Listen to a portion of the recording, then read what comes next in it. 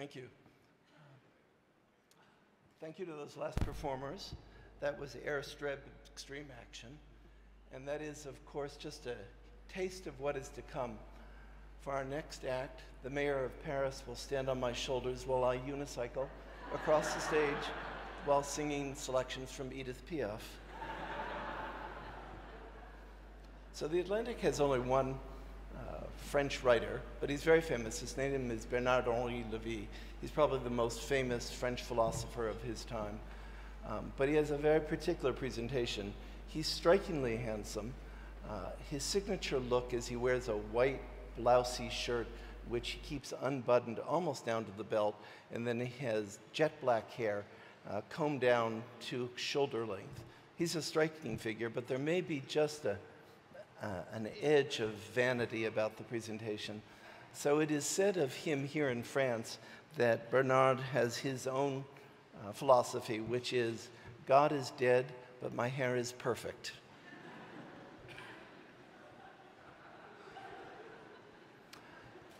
I was in Chicago a few years ago, and I was calling on two research scientists, and one of them said, David, do you know what the course of scientific progress is?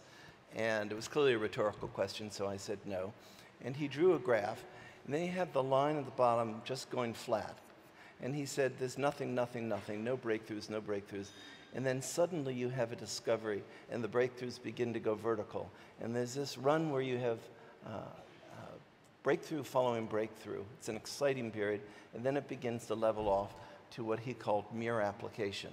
And then he did something interesting, which he said is the right thing to coach your children. I actually think it's very useful in that respect. He circled the vertical part of the line, and he said, choose to live your life on the vertical part of the curve. We work with unlimited number of industries and sectors that we cover. I don't know anything that is more vertical than the work of recreating cities around the world. The Internet of Things, the sharing economy, autonomous vehicles, artificial intelligence. Things are being remade now at a velocity they haven't been remade for 120 years. It's a privilege for us at the Atlantic to cover the work that you do, and that's a part of what you'll see here across these 2 days. Michael Bloomberg is arguably the greatest American mayor of his generation. He is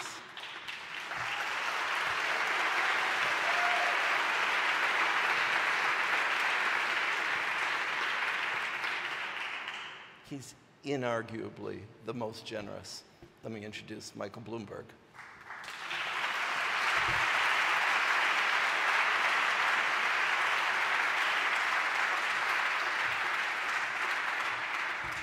Well, good morning, and David, thank you for that kind introduction. It was totally unnecessary, but welcomed. You could have gone on a little bit longer, you know, sort of 20 minutes of précis of my life up through high school would have been appropriate, but that's okay. Anyways, good morning, bonjour, and welcome to CityLab. And let me also start by saying merci to Mayor Anne Hidalgo of Paris for hosting us in this beautiful city. In honor of our hosts, I told Mayor Hidalgo I would try to give these remarks in French, but she said it would be an even greater honor if I didn't, so I will stick to English. Actually, my first D in high school was in French. I remember going home and my parents screaming at me, how could you get a D in high school? And I just got even with them. I got some more Ds too, but that's neither here nor there. Anyways, I want to thank you all for coming and being part of CityLab. I don't think there's any better place than Paris to hold this year's conference because this city has a history of bold urban innovation. And the city we see today was shaped by one of the most ambitious public works efforts in history, the redesigning of Paris in the mid-19th century. It was launched to combat some of the challenges that had come with growth, like overburdened streets and sewers and overcrowded housing and poor public health and a lack of open space. In over a short 2 decades, the city was reshaped for the future. And that brought Paris the broad avenues and public parks that it's famous for, along with new markets and transportation hubs, and it helped to establish Paris as a capital of commerce and culture. And that tradition of innovation continues as you saw with the entertainment you just had. I don't know whether there's, I just said to John Luke, I don't think there's any other event that has started out quite this way. But if that didn't get your juices flowing, I don't know what would. The Eiffel Tower was the tallest man-made structure in the world back when it was built in the 1880s, setting the stage for skyscrapers for today's cities. Paris was the home to the first electric streetlights, and this century launched a public bike-sharing system that has inspired cities around the world, including New York, and which has been expanded now to include electric cars and scooters. And today, Mayor Hidalgo is writing a new chapter of bold urban leadership for the city, particularly when it comes to fighting pollution and addressing climate change. Her former president of France, Hollande, and Mayor Hidalgo, and their energy commissioner, Ségolène Royal, really went around the world and worked so hard to get this COP21 put together. And I'm happy to say that while America's government has pulled out or promised to pull out of COP21, America, thanks to the people there, will meet our COP21 goals. And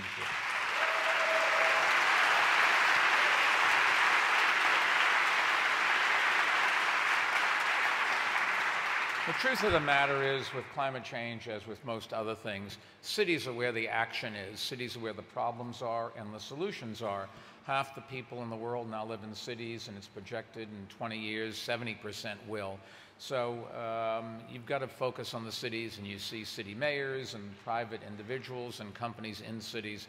They're the ones that are really fighting the battle that we have to fight. I'm not sure that what happens with climate change, nor is any scientist. Hopefully we don't get to a tipping point and go over it.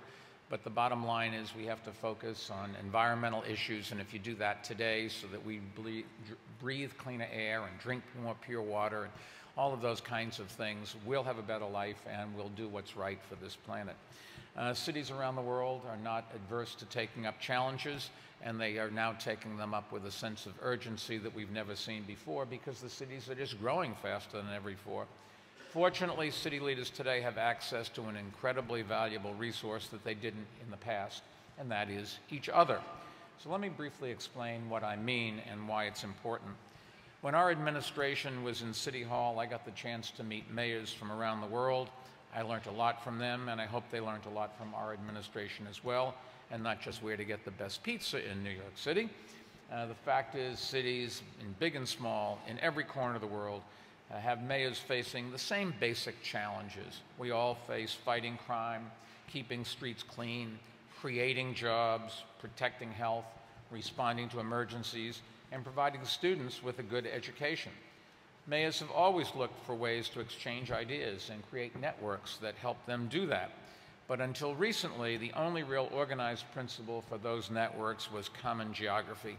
City networks represented a certain country or region, like the U.S. Conference of Mayors in America. But at the beginning of the 21st century, that started to change, I'm happy to say. More city networks began organizing around common issues like sustainability, public health, economic growth and transportation, and recruiting internationally. And when you think about it, that really does make an awful lot of sense. Thanks to trade and technology, our world is more connected than ever before, and the new challenges facing cities in the 21st century, like climate change and terrorism, don't recognize borders. In an increasingly global world, cities on different continents now have more in common than cities in the same country. For all of those issues that mayors are working on, I think it's fair to say no issue has attracted more support than climate change, and that is only natural. Cities face enormous risks from climate change. 9 in 10 cities are built in coastal areas where they are vulnerable to rising seas and coastal storms. Cities also account for about 70% of carbon emissions, so they are home to the bulk of the problem as well as the most promising solutions. And the same steps that work to reduce emissions in one city often work in many others. So rather than reinventing the wheel, cities are working together to spread the most effective ideas.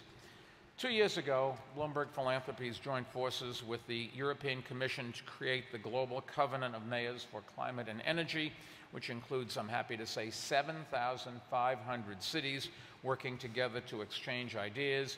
and we also support the C40 Cities Climate Change Group, which includes nearly 100 of the world's largest cities, and I'm glad to say that Mayor Hidalgo is now our chair. Mayor Hidalgo also played a critically important role during the UN Climate Conference here in Paris in 2015, and the two of us organized and sponsored a climate summit for local leaders. It was the largest ever gathering of mayors working to confront climate change, and I think it showed the heads of state who were here in Paris how determined the cities were to act.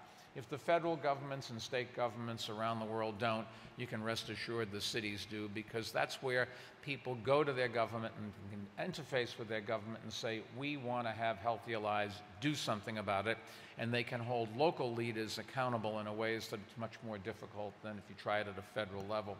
That show of strength from the ground up, I think, helped make the Paris Climate Agreement possible, but the agreement, as we all know, is just a piece of paper. And what really matters is what's done to achieve the goals that are written in it, and that's why cities are so important. And I think the U.S. is the perfect example. The U.S. has led the world in reducing emissions over the past decade, and that progress has had virtually nothing to do with Washington. It was driven, as I said before, by cities and states, businesses, and communities. So when President Trump announced withdrawing from the Paris Agreement, those groups stepped forward and said, we will meet our obligations even without the help of Washington. And you can make the case that sometimes without the help of the federal government, we are freer to act and we don't have the burden of carrying the federal government with us. Our foundation did join with some of the governors, particularly the governor of California, Jerry Brown, to measure the total potential of all these groups to reduce emissions, which we'll submit to the United Nations as America's pledge, and we will give the United Nations progress reports on all the parties to that agreement, just as every country does, so that the world can hold us accountable, the United States accountable, for meeting our target. In fact, the single biggest result of President Trump's rejection of the Paris Agreement has been, I think, to draw more public attention to the leading role that cities are playing to confront climate change. So, in some senses, he's done us a favor.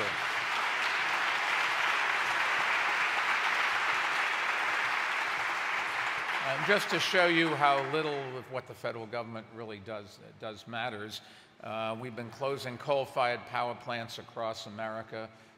Over half are now closed, but the rate of closures since Donald Trump was elected has increased, not decreased.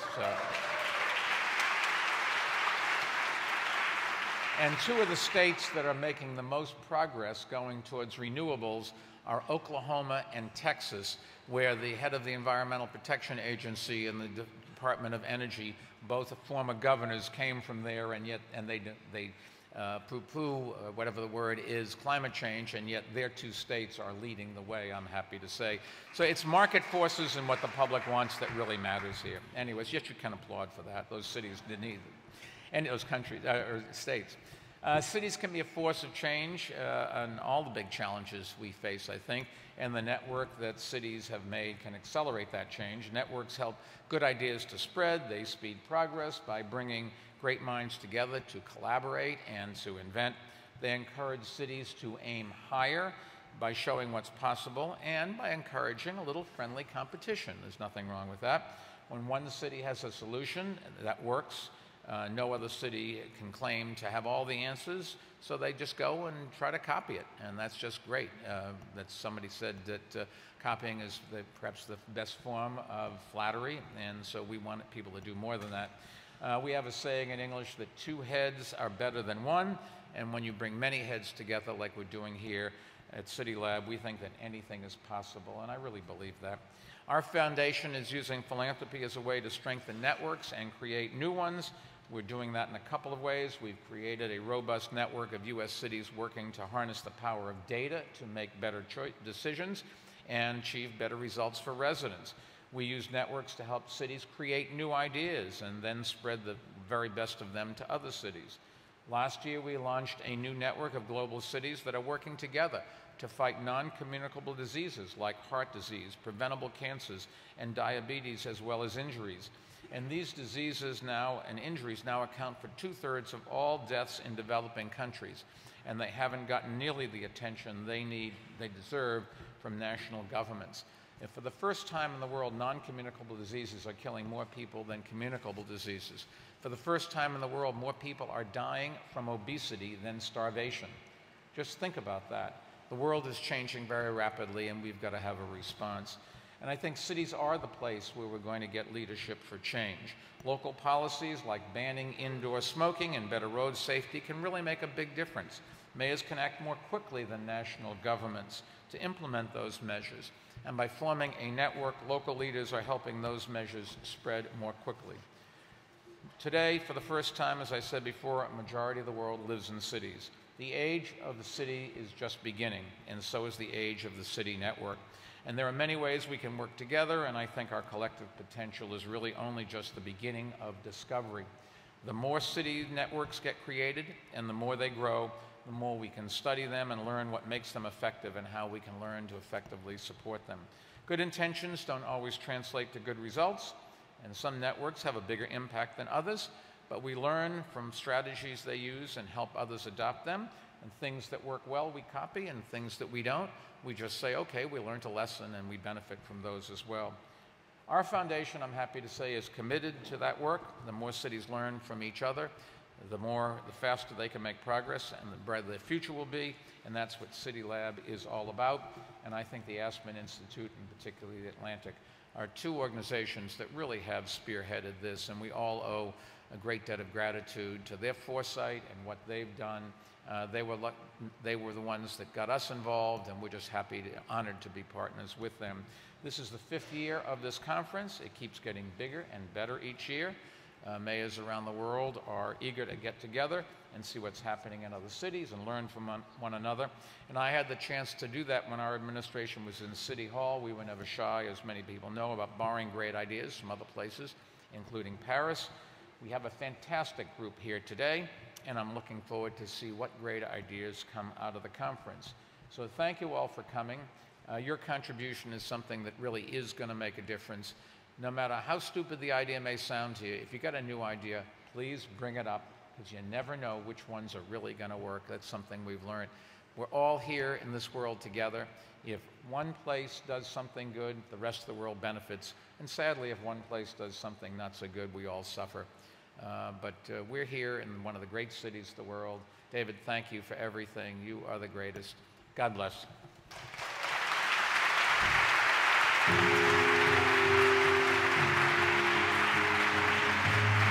Please welcome Elliot Gerson, the Executive Vice President of Policy, Public Relations, and International Partners at the Aspen Institute. Good morning, everyone. I'm Elliot Gerson. I'm delighted to be here this morning. I think probably like many of you after that morning exercise, I'm feeling very guilty I didn't go to the gym. We are extremely honored to be part of CityLab again, and we feel very fortunate to be able to collaborate on this unique project with the Atlantic and Bloomberg Philanthropies. One couldn't possibly ask for more distinguished or more hardworking partners. At the Aspen Institute in the United States and in many other countries around the world, including here in France, we do many, many things, but all of them share one basic driving mission: to bring together diverse and innovative people for civil, non-ideological dialogue that takes on the most critical issues that we face. And we think our mission is today more important than it ever has been before, and we thank you all for joining us here today. I am now very pleased to present our first discussion of the day. Paris Mayor Anne Hidalgo is, as everyone in this room knows, a force. She has especially made waves around the world for bold and innovative urban initiatives that address climate change and all other environmental issues broadly. She and her team, I have to also add, have been exquisite hosts here at CityLab in Paris. Beyond being simply generous and incredibly hospitable, they have been active and thoughtful planners with us, and for that we are extremely grateful. And now, Mayor Hidalgo here with the Atlantic's James Fallows.